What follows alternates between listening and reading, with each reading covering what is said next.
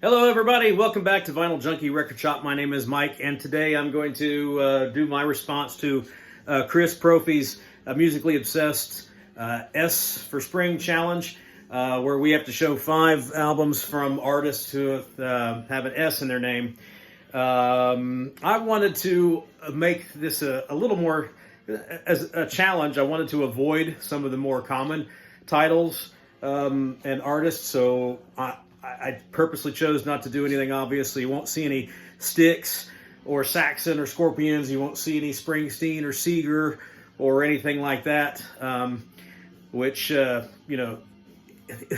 a list of some of my favorite artists. So I wanted to dive into this challenge and pick some albums that I didn't think many others would show. I wouldn't say a lot of these are rare, but they don't get talked about a lot. Most of these don't get talked about a lot in the community. So here we go. As always, I like to throw in a little bonus. You see, over my shoulder, I'm listening to Stone Fury. This one isn't featured, but since I'm listening to it, like I said, a little bonus.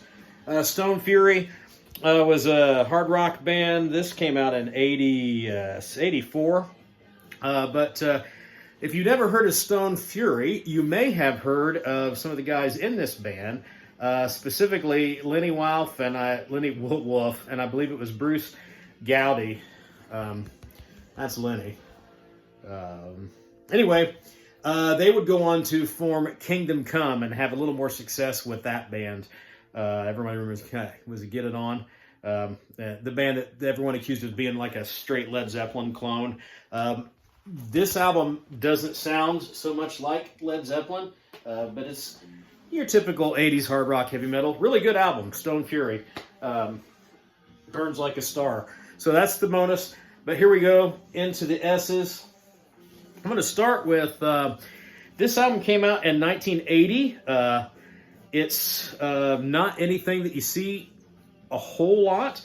And to be honest with you, I didn't know a whole lot about this band. When it came out, I was only 10 when it came out. But they did have a radio hit on this called No Turning Back, but this is an album called The Skill by a band called Sherbs. And oddly enough, this came out in 1980, but this is the band's 8th studio album. Now, the Sherbs shortened their name to Sherbs from Sherbet, and Sherbet was one of the more popular 70s Australian rock bands. Do not have, nor have I heard anything from them besides this album. But this album is a gem. If you ever see this in the cutout section, which is probably where you're not unlikely to find it, if you ever find this when you're digging, the bona fide gem, pick this one up. It's power pop, maybe like kind of traditional 70s, not hard rock, a little harder than the yacht rock that, say, the Little River Band specialized in. But this kind of gave me Abacab Genesis vibes, that kind of thing. You got some driving guitars, keyboards, melody, a lot of melody, but good power pop. Some really good songs on this. Love You to Death, the second song on side 2, man. That's a burner. So yeah, this is a really good album, and again, if you find this anywhere and you've not given it much thought or didn't know much about it, gem, pick it up. All right, next, this is a band from Canada. I wanted to show this one just because I always like this album cover. This is a band called Saga, and this is their album Worlds Apart. I want to say this is like their 5th, 6th album in their discography.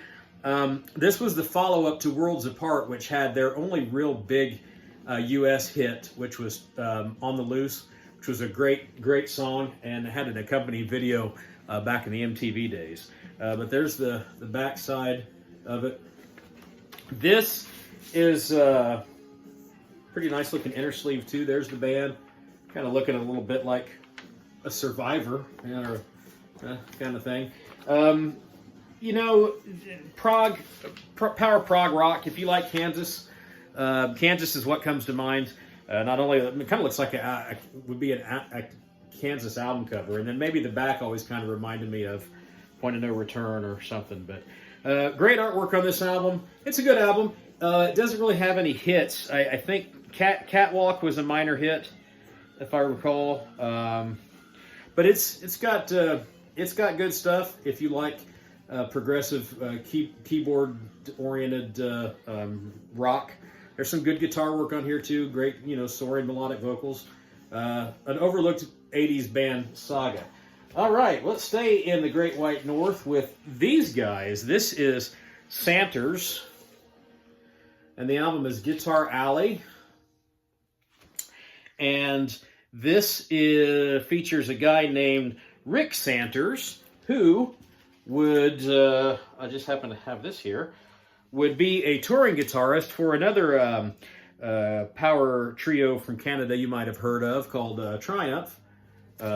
I'm not sure that he's got any recording credits on any of these albums, but he toured with the band from 86 to 93. And and the album was produced by Rick Emmett from Triumph. This one came out in 1984. It's on the Passport label. I don't have a whole lot of records on Passport. We'll just show you that label. It's always kind of a neat label. That's do I have it right there? That's the label, Passport. I always remembered Passport as the label that released an album from a Seattle rock band called Rail, which put out one of my all-time favorite rock and roll songs, 1, 2, 3, 4 Rock and Roll. And Rail, if you don't remember, was prominent back in the MTV days too. I think they won one of the first Viewers' Choice Awards and got a recording contract. Anyway, they are not the subject of this video, and I digress. But yeah, Santers, Guitar Alley. You don't see this one very often. Probably not real valuable. As you can see, it's still got the $1 sticker on it from when I acquired it many, many years ago. Probably a little bit more expensive than that now. But it's not a bad album. It's not anything as good as Triumph, but it's that kind of 80s style of Canadian hard rock. So we've got the Santers. Let's flip over to England, and I wanted to show this one now. This is a legendary band, old band, been around forever. Some of these guys probably aren't even alive anymore. But this is Slade with Rogues Gallery. And this came out in 1985. And this had a hit. Was there a hit on here? I don't know if there was a radio hit on it or not, but lead off track, Hey Ho, Wish You Well. Great, catchy, Scottish English flavored kind of sound to that. And this had Little Sheila, Walking on Water, Mysterious Mr. Jones. Slade really was known mostly made famous by Quiet Riot, who Come On Feel the Noise and synapses are not slipping again. Anyway, the second big single, was Off Condition Critical. Anyway, another big Slade song that Quiet Riot turned into a hit for themselves. But they made a minor splash in the 80s, kind of getting back together and putting some stuff out. Anyway, I remember having this on cassette tape, and I listened to this all the time. I wore the cassette tape out. Could never find this on CD. And then a few years ago, I might have ordered. I don't know if I found this somewhere. You don't see it very often out in the wild. But this was, I think, the last thing to come out since they put out an album called Keep Your Hands Off My Power Supply in the early 80s. So I guess this is a minor comeback. It didn't do much to reestablish them as a band that was talked about a lot. But good old-fashioned 70s hard rock from across the seas there. I say British, makes me wonder if they weren't. Now they were from England. I'm pretty sure. I should know that. But the Hey Ho, Wish You Well thing sounds Scottish. Anyway, Slade, legendary hard rock, European hard rock band with Rogues Gallery. Really, really like this album. And then I'm going to close this out by showing, this is probably my favorite album from this guy. One of my personal heroes, a great musician, one of my favorite musicians. Maybe the best saxophone player that I've ever heard. And that's, you know, you talk about Charlie Parker and John Coltrane and those legendary guys.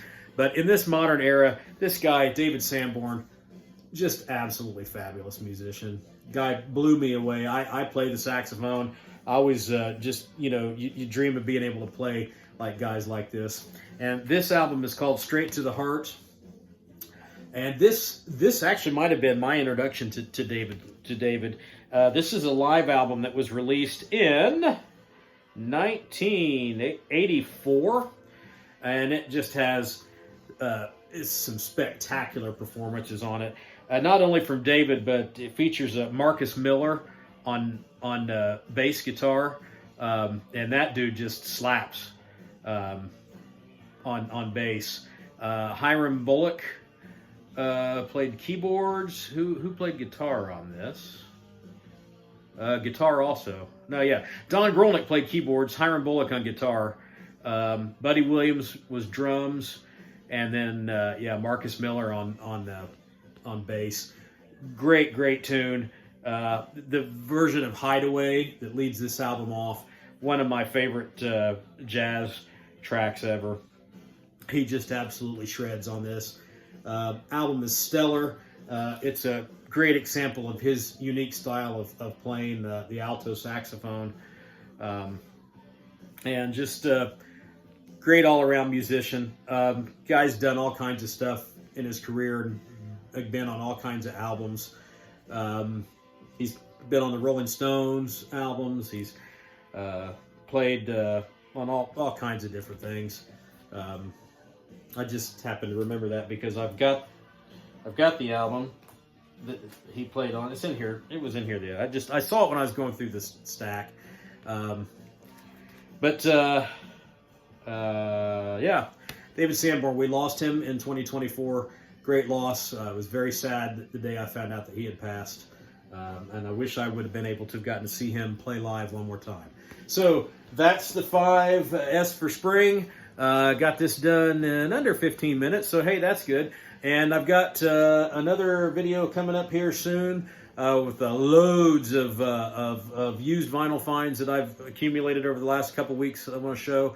And let's keep this challenge going. Let's see what you guys got. 5 S for Spring albums, and I'll see you next time. Oh, again, check out Chris Propfe, Musically Obsessed. That's who started this challenge. I've seen a few of these. Enjoy watching them. Let's see yours. I'll see you later.